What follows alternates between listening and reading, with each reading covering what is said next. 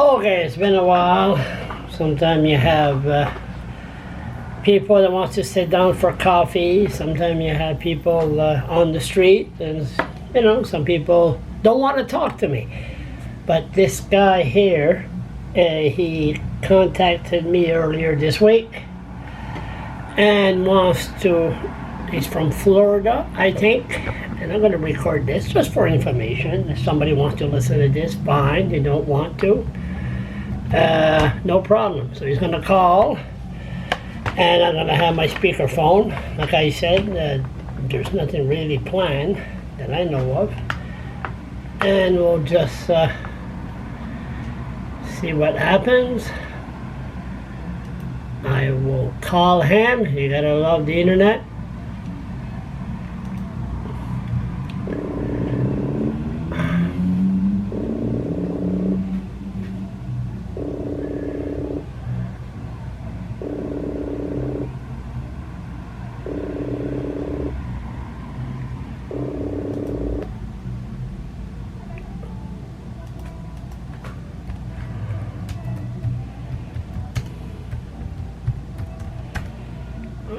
And what I'll do, I'll leave my phone number, and he could call me.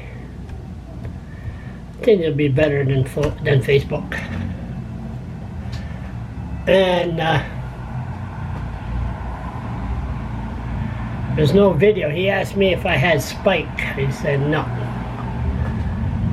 I think I had Spike, but I don't use it. Okay, here we go.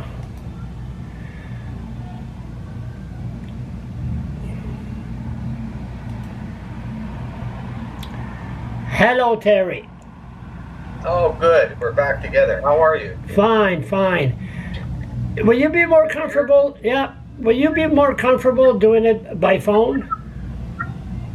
No. This is fine. Okay. Fine. I know you mentioned that you were going to record it. I don't really know how do you record this. Oh, I got the camera right in front of me right now, and you just hear the voice. There's no visual. Oh, I see. If we can. That's why I like Skype, because you get the visual, and it's very easy to record and store any of the information if you want to use it later. Reference it later when you're trying to do writing something, because that's the type of journalism course that I'm taking is writing. You're from Florida. Yeah, I'm from New Brunswick. Oh, you're from New Brunswick. Do you have any relation to? There you go. Okay. I can see you now. Can you see me? Yeah, I see you well. Okay. There. Bingo. We have visual. Yeah. Yeah, I'm from Fredericton. Well, I'm not from Fredericton, but my family's all from New Brunswick. Any Marty? Any relation to Marty? Yeah, Marty's he's a first cousin. First cousin. Okay, nice guy. I like Marty. Yeah, Marty. He's a decent chap. There's no question about that. I'm related to pretty much all of the Mocklers in the Fredericton area. They're originally from Perth and Grand Falls, but they've been down there since the Second World War, really. So say, look, this is what I'm doing. See that there? That's the camera. Oh, that's right. I don't have a smartphone. So what I do is I just put it here, the side. And whoever wants to listen to it, they don't have a life, they can listen to this. And that's what I do. Yeah. Sorry so yeah, go ahead. Now, sorry to bore you there. Sorry to cut you off. There we go.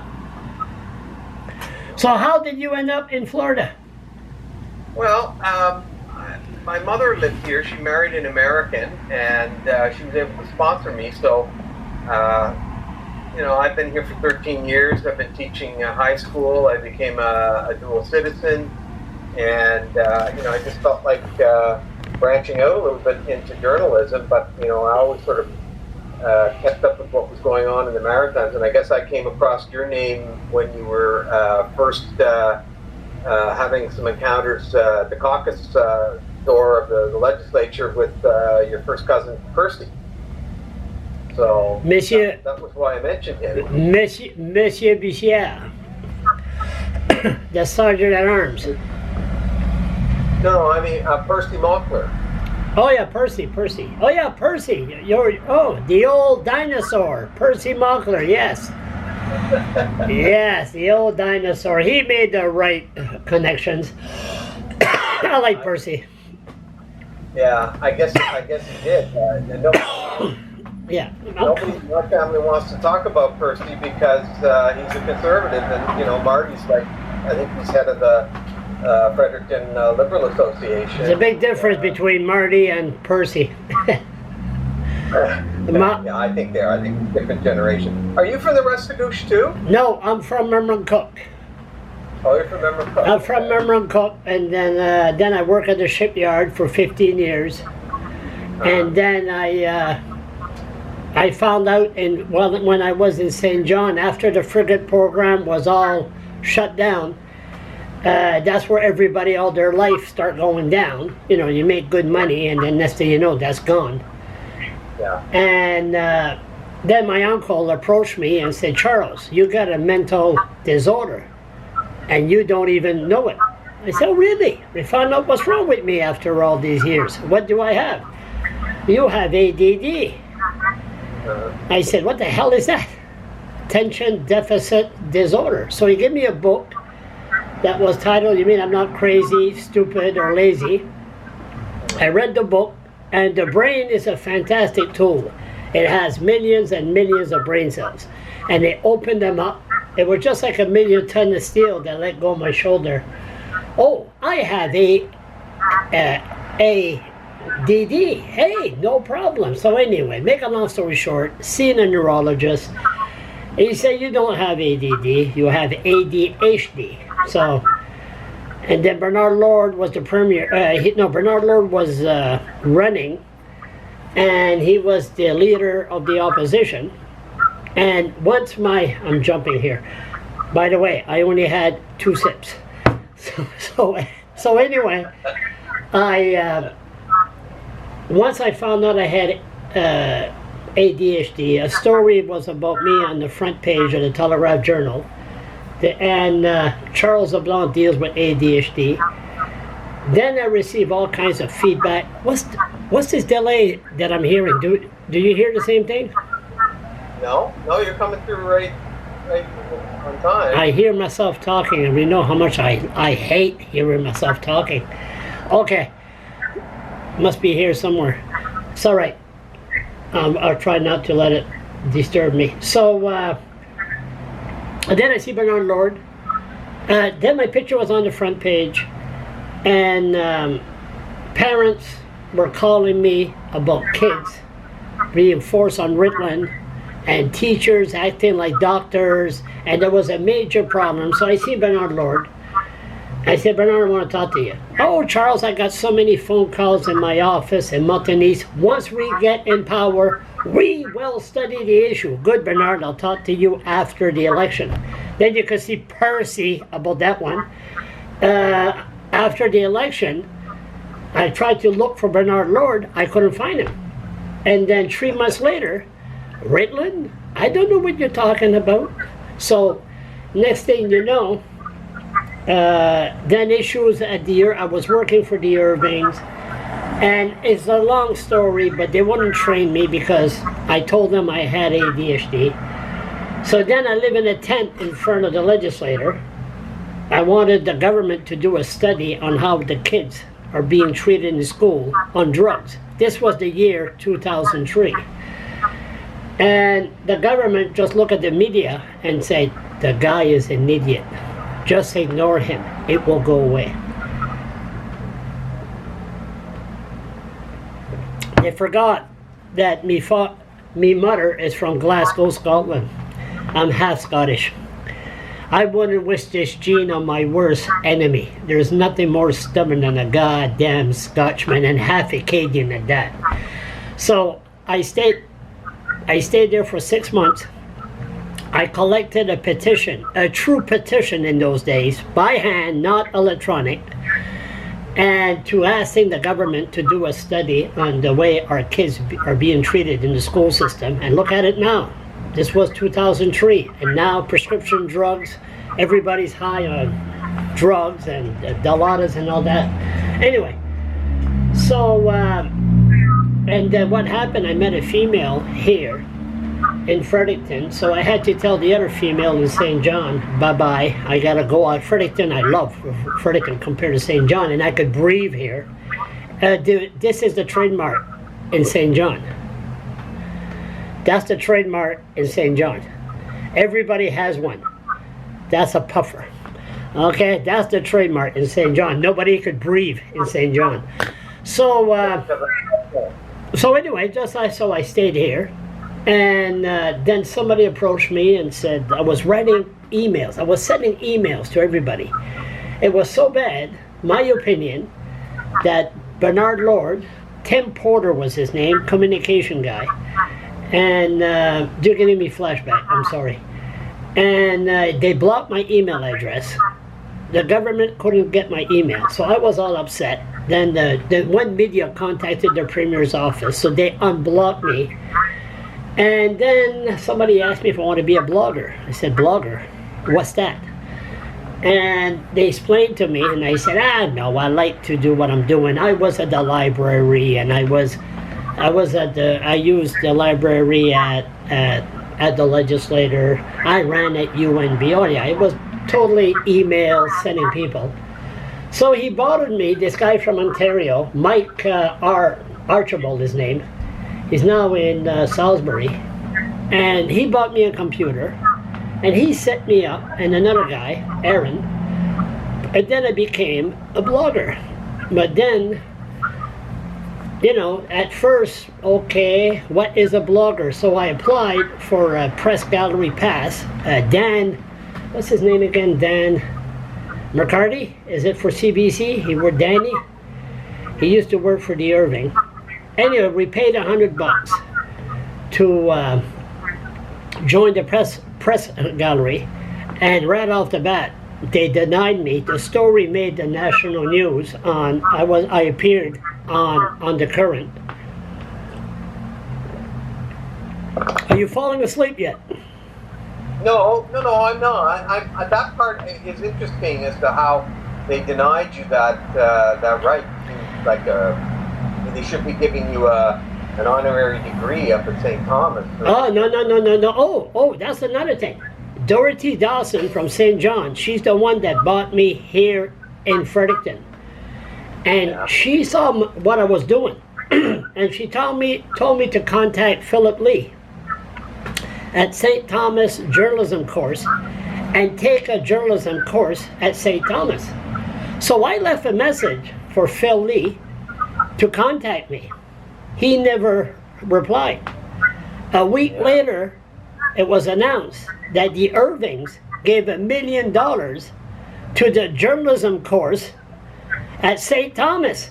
The Irvings are training their own soldiers for to be future soldiers for their newspaper. I couldn't go to that and listen to an Irving employee telling me how to be a journalist. So that was out. So then when they denied me a press pass, then a couple of weeks later, or a couple of months, I attended there was a protest in front of City Hall here. It was called Immigrants Without Borders, a little protest. So I covered it. I was surprised. Somebody was taking pictures, and the cop asked, "Are you a journalist?" I was surprised the cop said that for a guy taking a picture. And then there was an arrest. I took the pictures, I put it on my blog. CTV News grabbed it. Headline news, racism charge against the Fredericton police force. So a very huge black eye for the Fredericton police. And then I went to Atlanta in St. John to cover a conference, Atlantica. And then, next thing you know, make a long story short, protesters showed up with masks on, and me, I go, oh my God. I didn't have no video in those days. It was 2006. And I was taking, 2005 I think, 2006, I was taking pictures. And next thing you know, the cops arrive. They pushed the protesters aside. They pushed the media aside, and they went after me. Then I got everything on video. They put me against a wall, and he said, you're under arrest. I said, what are you doing?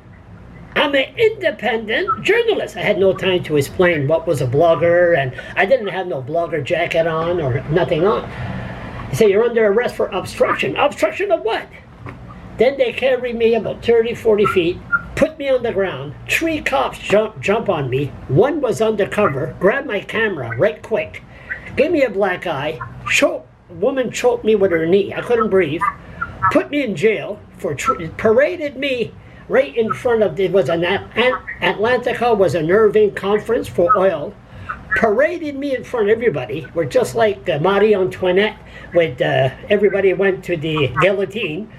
And they put me in jail. I didn't know what was going on.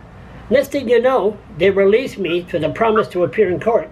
I got outside of jail, all my pictures, 300 pictures I had, they were all gone. They deleted all my pictures. And so the evidence was gone.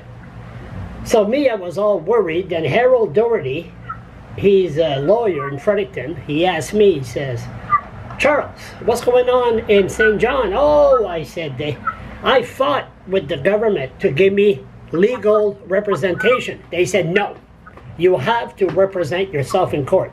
And I'm telling you, they even told me, I told the judge when I arrived, I don't know why I'm here. Did anybody explain to you? I said, I don't know why I'm here. So this woman, duty counsel, put me in a room, and she told me, you have no right to a lawyer. Everybody thinks you have the right to a lawyer. No, if it's a summary charge, there's no preliminary hearing to find out if there's enough evidence to proceed to trial, and legal aid in New Brunswick will not give you a lawyer. You're at the mercy of the courts. So, make a long story short, Harold Doherty approached me, and he said, Charles. I said, oh, St. John, don't worry about it. And then he says, Charles, what did they say in their disclosure? I go, disclosure? What's that? So he quickly realized I didn't know nothing about the court system. So he asked me if he could represent me, and he's a big boy. He showed up there, met the trial, the cops were acting like monkeys. But the evening before the trial, he told me, don't talk to no reporters. But Robert Jones, a CBC investigative reporter, what happened, the arrest and everything was on tape. The CBC filmed it. So the CBC, the night before the trial, come up with this big story, how the police came after me. So at the end, but what's funny here, Irving Media, there's for you, Irving Media, right on the front page, or the second page, blogger arrested at Atlantica conference. But once I was found not guilty, once the trial started, the Irvings realized what the cops did was wrong. They disappeared. Boom, they were gone. And when I was found not guilty, nothing in the Irving Media, nothing. So, if I would have been found guilty, it would have been right on the front page. Idiot blogger found guilty. And then my story made the New York Times. Go to Google, write New York Times and Charles LeBlanc, you'll see it. And then they had no choice. People called, how come this made the New York Times and not the Irving paper? So, and then I got ahead of myself. Once I was arrested at Atlantica in St. John, I came home 4 or 5 days later, and then they served me papers that I was banned from the legislature for life. I said, what am I banned for? We don't have to tell you. And next thing you know, in the space of 2 weeks and a month after I applied for my press gallery pass, everything happened. And to this day, I'm still banned from the legislator. And that was what, 13, 14 years ago. That's really interesting, Charles, because the very first time, like I'm in a master's degree program in journalism, and my very first assignment for my reporting for journalism was to go down to Miami-Dade County Commissioner's offices and cover a meeting. It was when Trump got elected, and they declared some of these cities sanctuary cities where people who were, in danger of deportation or something that could go safely.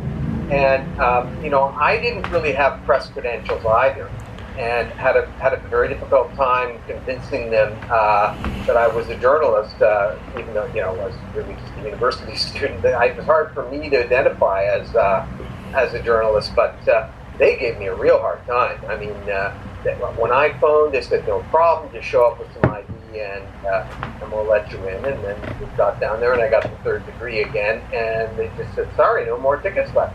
And, I kind of threw a bit of a hissy fit at that point because, I had to write a paper for a course, and if I didn't get that, I wasn't going to get a very good grade.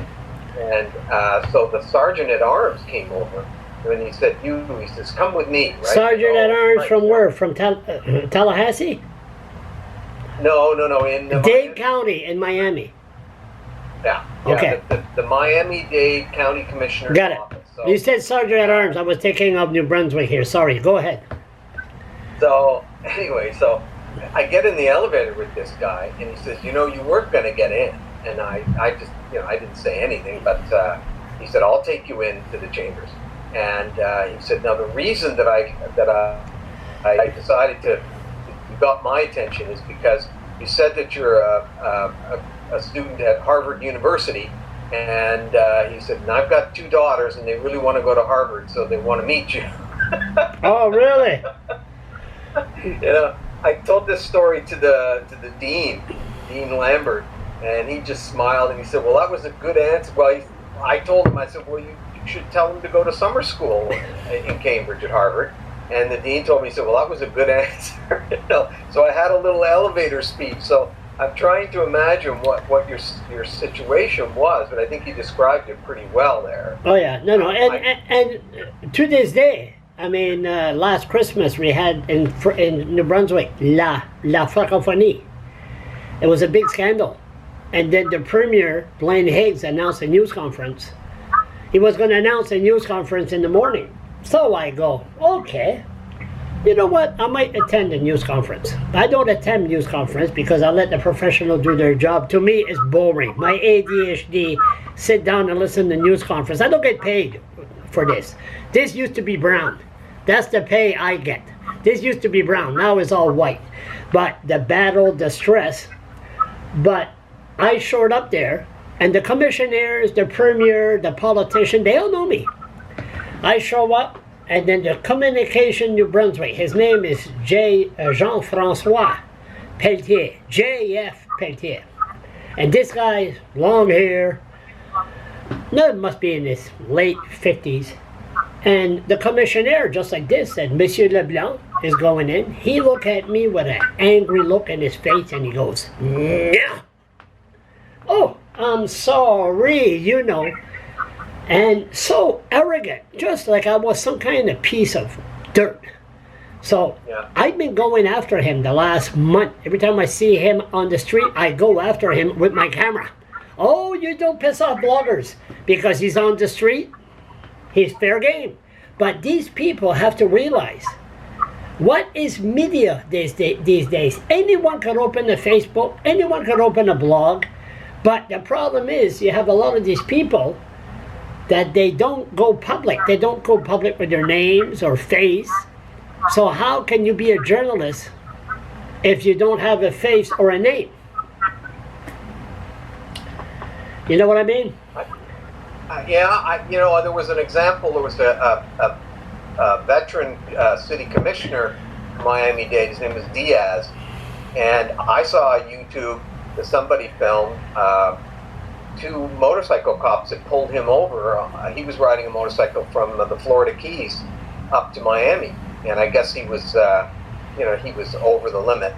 And, he was they ran his license, and this was all on a YouTube. I think it must have been one of the motorcycle cops who videotaped it, but they ran his license, and it's got like almost like voice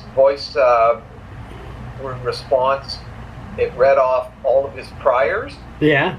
And you heard it coming off of the motorcycle. It was saying weapons charge, 1998, deported, 2004, weapons charge. This guy's like a 30-year veteran city commissioner, okay? And he just looked at these two cops, and like the subtext is, how'd you like to go back to doing foot patrol, and he says, you just talked to the sheriff in Key West. He knows me. He's a good friend, and that's that. But they did charge him with DUI. But he was smart. He refused to take the breathalyzer, so they didn't have any evidence essentially. So this is obviously somebody who really knows that. But I understand what you're saying about how it's a really closed world that they inhabit, and they have all of the power. Oh, especially here in New Brunswick. I mean. Yeah. There used to be lots of media here in Fredericton. Now, there's nothing there. There's absolutely nothing. And you see, I mean, they're trying everything in their power to really, I think they give up on me in a way, but I'm still around. And like, I want a meeting with the Premier. I want to have a sit down. And usually I do, but we have a little bit of breakdown in communication. But I sit down with high-profile people. But how come when I go somewhere, oh, no, there's still that, oh, no, like he's on social assistant, get away, or if you see all mainstream media around, I show up with my little camera. Oh my God, the blogger's here. Oh, It's crazy. As long as they keep calling you, almost like a joke name, the blogger. Yeah. Then they don't have to take you seriously, and that kind of neutralizes, I think, a lot of what they're saying. But I was trying to put it together, kind of a narrative. I did really enjoy. There was one video of you sitting on the legislature steps with your dog, and you had. Some old photos from all of the years. Oh, yes. We were going, yeah, I really enjoyed that. Thanks for putting that one up. But, the narrative, I don't know if you had a chance to look, but I sent a link. I mentioned to you that I had an instructor who, in my profile writing course, who works for the New York Times, and she co-wrote a book on ADD, ADHD, with some doctor from Massachusetts General Hospital or something like that. So I put a link to that, to a review of the book. And I know there are lots of books out there, like you said, you had one. And it was quite interesting that they were talking about high tech, because he was suggesting that this would be a good book to turn into some sort of a smartphone application where it would help people with, those kinds of issues to keep on track. And so on and so forth. So I haven't read it yet, but I certainly will. And I can let you know what I think of it if you like. Mm-hmm. The narrative that I was seeing, because it's been 16 years, that's what you were tying together in that video, seems to be that, if there was an arc to the story, is that you came as somebody who does what journalists are supposed to do. They're supposed to, comfort the afflicted and afflict the comfortable. You came with the issue about Ritalin and Adderall, and believe me, I've been all through that as a high school teacher down here. Where they, guidance says, well, we've just put this kid in your class on Adderall, and we want you to monitor him. They changed the name from Adderall, from Ritalin to Adderall. We're just a different name. That's all it was. But my jaw dropped. I looked at him and said, what do you think I am, a doctor or a psychiatrist? And I looked at the kid, because I know his problems, but he didn't change at all in that class. I mean, I said, I don't know what you gave, but it's not working, that's for sure. But it was very interesting because this was at a Catholic school, Catholic middle school.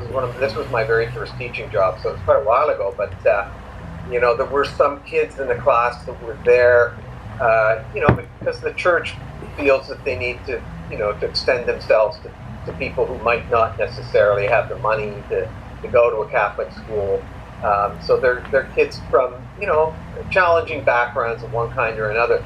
But it was very interesting because at one point the principal, he you know, he came on the PA and he called these two boys in this class who were my problem kids, and one of them, they were checking for ADD, and called them down to the office. And, you know, we're taught things like latchkey kids, for example. That's a term for a kid who's really not cared for very, very well. But the minute he called them both down, I noticed that there was something common to both their situations. They had these huge backpacks, which basically had all of their belongings in it. And they both picked these backpacks. I never even really noticed them before, you know, until he called them both down to the office at the same time. What was in the backpack? I would imagine all of their worldly belongings. You know, that's what a latchkey kid. I learned something, or I said, they're latchkey kids. That's what they're talking about. These are kids who just, they get shifted around from one house to another. Yeah, yeah. Well, yeah, if you don't, see, people with ADHD there, 60%, maybe higher, of the politician in the legislature have ADD. Or even the finance minister went public that Ernie Steve, he has ADD. But if you don't have the support of the family, you are screwed. If you have the support of the family, you could excel to be a lawyer, to be anything you want. But number one, you have to be interested in the issue in hand. If you're not interested, you're not going to do nothing. And that's the reason you're in class and you're not interested at all in what's going on. You're going to start causing problems. They used, and Mathieu Martin, my God, I used to go to the washroom, walk around the school like a madman. But nobody knew about ADD or ADHD. You were just known as a nut. And that's the way it was. We're still nuts, but I mean... but it's different level now. Now, it's just like being gay. In the 70s, you won't go around and say, well, I'm gay, you know. Now, I wish I was gay because I'll have more rights. I always said that in my video. If you have a problem, but that's another issue. We're not going to jump there. But what I'm saying is, in those days, ADD and ADHD, nobody knew. And that's sad. And a lot of these kids, they turn to drugs. And then they became alcoholic or drug addicts, alcoholic, and they became homeless. And what do? The government? They take a kid with ADD or ADHD, they put them in jail. Wow, now that's going to help the problem. Well, it seems like to me that at a certain point, certainly became a journalist, and I'm kind of thinking, like you said about politicians, that it may very well be a very good match for journalism, having that kind of condition, especially now with you know, the internet and blogging and so on and so forth, where the attention span is so short, unbelievable. You know, I deal with that as a teacher, you know, with kids and their phones. Yeah, but, and some people look at me and say, "I watch your video." What? Huh? You watched that 17-minute video? I did. Oh my God! You need to get a life, really, because I'll not watch no 17-minute. I look 17 minutes. Sorry, I'm too busy. Too busy talking about me. But oh no, like you said, very short. You gotta be short to the point. Today's world is so fast. It's an ADHD. It's an ADHD world out there. Yeah, the teacher said, my instructor, when I did my education courses for my teaching license, said the formula is the total amount of attention that you can expect of a student is 15 minutes plus 1 minute for every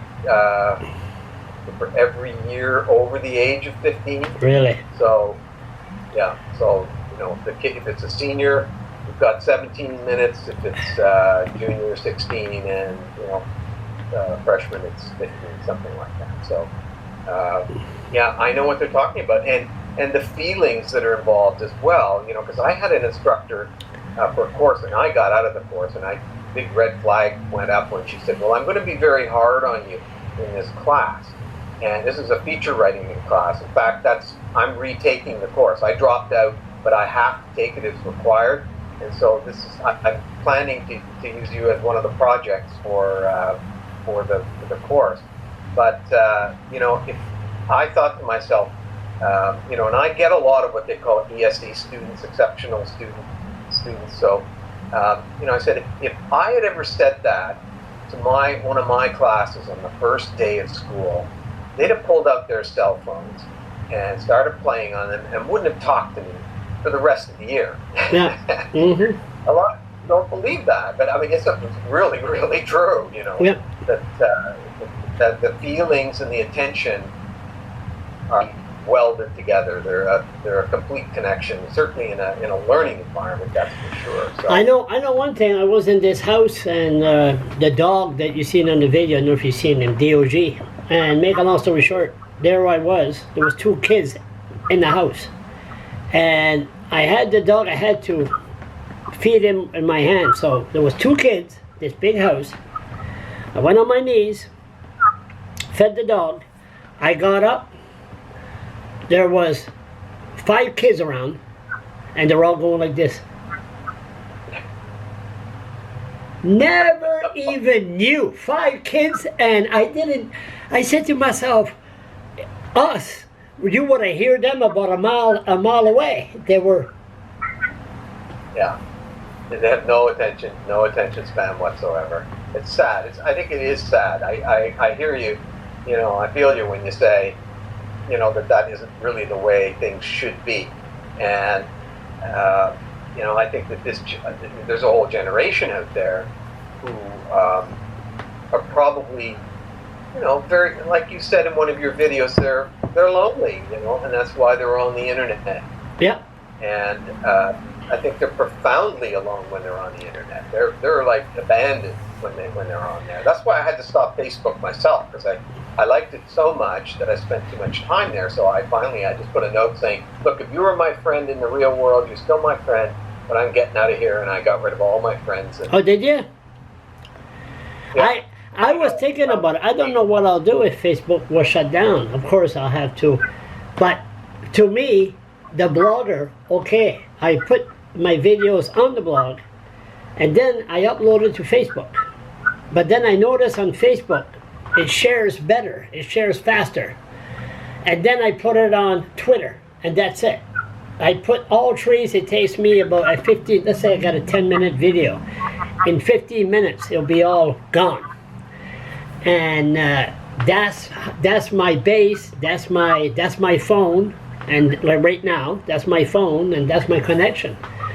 But there's a lot of people, I call them every time I see somebody, oh, I'm one of your Facebook friends. Oh, you are? Oh my God, let's take a selfie. You know, oh, it's nice to meet these Facebook friends, these so-called friends. But I'll tell you one thing right now, when I'm in trouble or something, and I need something, I put the SOS out. People at first, they watch, they're not sure, but at the end, it all comes through, it all comes together, and the government, they know that. And they could take my camera and break it. I'll get a new camera in 24 hours, you know, because I offer a service. I offer a service and I don't get paid. I don't get paid at all. I decided I offer a service, but I need the equipment to provide that service. I don't have the equipment. I can't afford it. I can't, you know, people say, well, get a job. Excuse me? I'm going to get a job to pay for a camera, and here I am chasing politician in the cold, -40, and just ask questions. And anyway. Must have been brutal in that tent in the winter.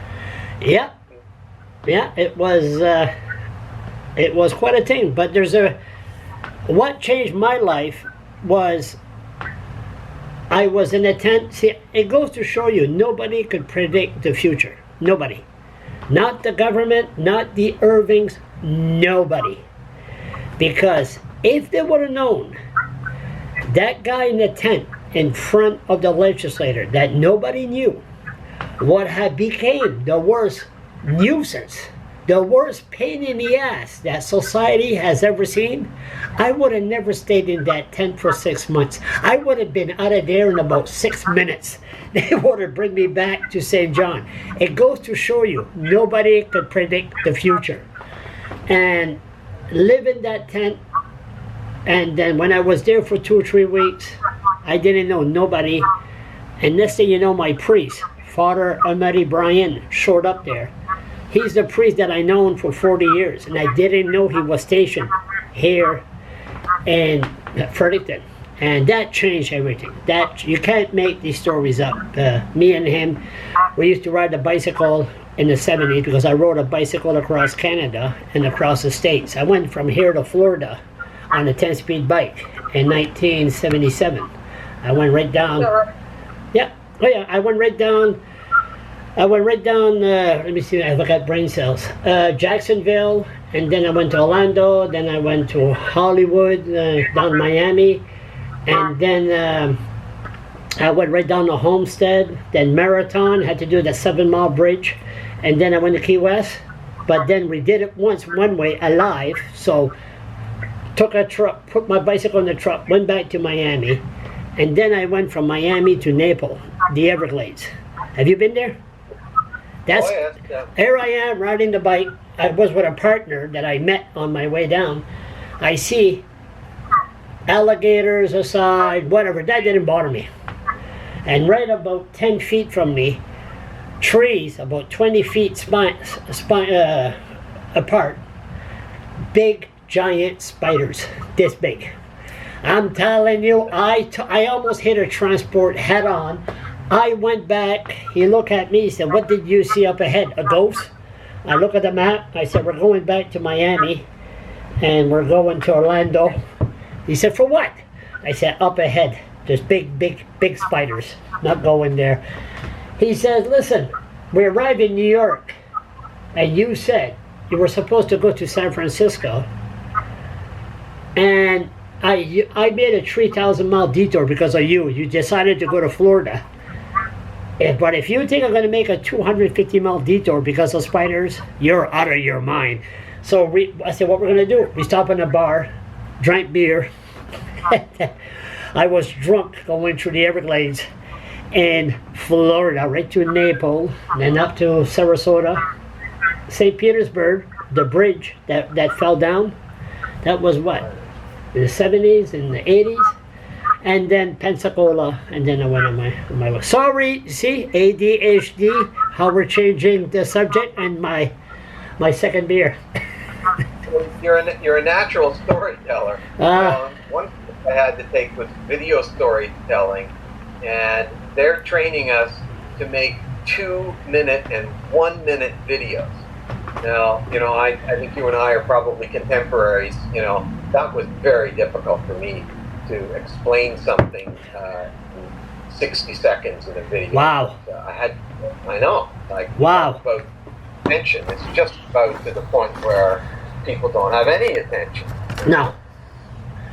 It's scary. So. Excuse me, 1 second. Just 1 second.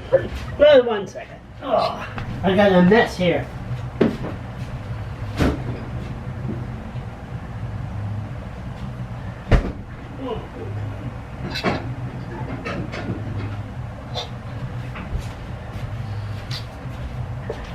Nothing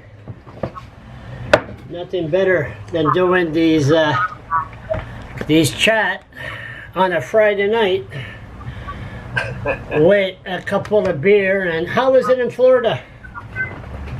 Oh, it's a very typical August. I spent the summer in Boston. I just got back here. Boston was very hot, but it's been raining here. It always rains in the afternoon. Yeah, it's 4 o'clock, and the lightning hits right down the sky, right down the ground. I know, 4 o'clock in the afternoon. We used to get drunk, or not drunk, but a few beer. And my battery's gonna die. That's all right. We're gonna let it go until it dies. It should be in about 10 minutes. But going back to what you said, I'm sorry. Yeah, 1 minute, 2 minutes less. That's pretty hard.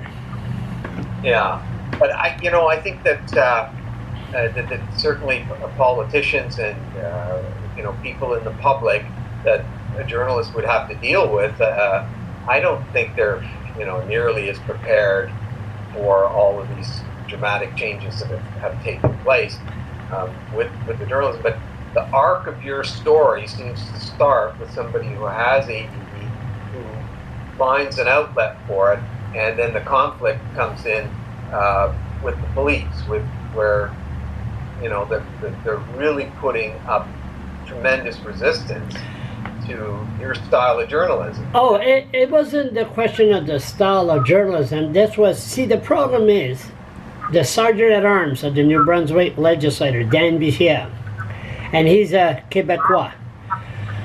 And the police were working when they off duty. They work at the legislature as police officers, undercover cops. They make $60 an hour. Monsieur Bichia realized when they banned me from the legislature that the cops would follow all his commands to work overtime. So to have a police force, the palm of your hand, and when you say move, they move. So that's where the trouble really began.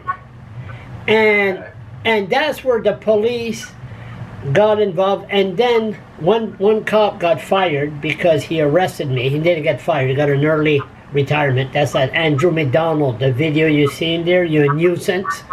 You're not allowed here. He got let go, and he approached me on the street. He said, "You ruined my life." He was very, very upset. They give him a choice: retirement or get fired. I don't know the whole story. But right after that, I filmed a soldier that was getting beat up in front of the IROC.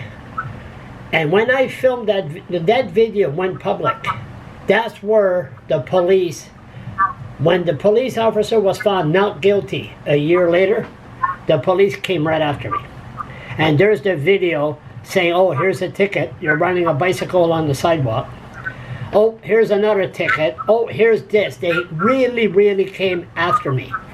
So once the deciding factor was, I'm jumping here, but the blowhorn, and I was in court to cause a disturbance. Then in court, my supporters told me, plead guilty, move on, turn the page. And me, I was confused. There was something wrong. The police were all around. And then, make a long story short, we were in the courthouse, in the courtroom.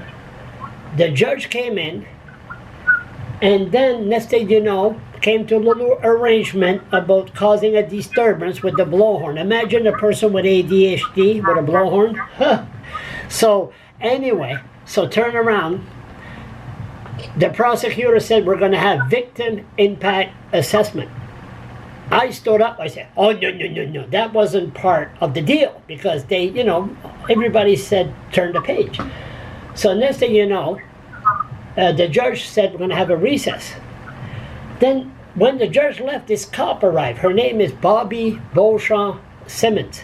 She goes like this: No, Charles. Nobody's going to testify, Charles. Everything's going to be all right, Charles. I said, what is a cop doing in the courthouse, in the courtroom, saying everything's going to be all right? So there was something that just wasn't right. So we started, 20 hours of community work, and there was something that wasn't right, that was bugging me, that I pleaded guilty.